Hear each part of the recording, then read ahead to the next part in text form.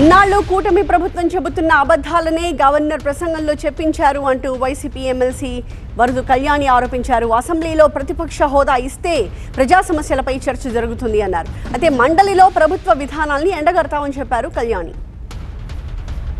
పూర్తిగా అతని ప్రసంగం ఈ రాష్ట్ర ప్రజల్ని నిరాశపరిచిన పరిస్థితి.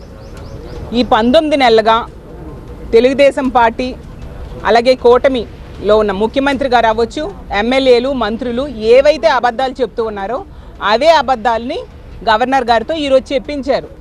ఎందుకంటే ఈ రాష్ట్రంలో ఈ 19 నెలలుగా ఇచ్చిన ఏ ఒక్క హామీ అమలు చేయలేదు. ఒక దుష్ట పరిపాలన సాగుతూ ఉండే పరిస్థితి. దాన్ని కప్పిపుచ్చుకోవడం కోసం అత్యున్నత స్థానంలో కూర్చున్న గవర్నర్ గారితో ఇలాంటి అబద్ధాలు చెప్పించడం నిజంగా చాలా బాధాకరం.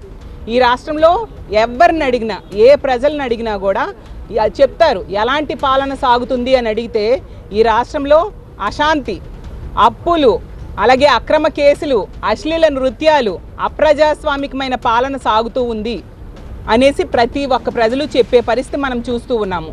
నిజంగా ఇంత దారుణమైన పరిపాలన గతంలో ఎప్పుడూ ఈ రాష్ట్రంలో లేదు. ఈవెన్ చంద్రబాబు నాయుడు గారు గతంలో ముఖ్యమంత్రిగా ఉండేప్పుడు కూడా ఇంత దారుణంగా పరిపాలించలేదు. ఈరోజు అలాంటి పాలన ఉండడం వల్ల ఒక 20 ఏళ్ళు ఈ రాష్ట్రం అభివృద్ధిలో వెనక్కి వెళ్ళిపోయిన పరిస్థితి మేము తీవ్రంగా ఖండిస్తూ ఉన్నాము.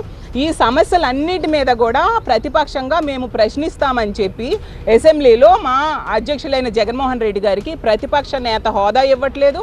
మాకు ప్రతిపక్ష హోదా ఇవ్వని పరిస్థితి, మా ఎమ్మెల్యేలకి, మా పార్టీకి ప్రతిపక్ష హోదా ఇవ్వట్లేదు. దీనివలన మేము ఈరోజు బయటికి వచ్చేయడం జరిగింది.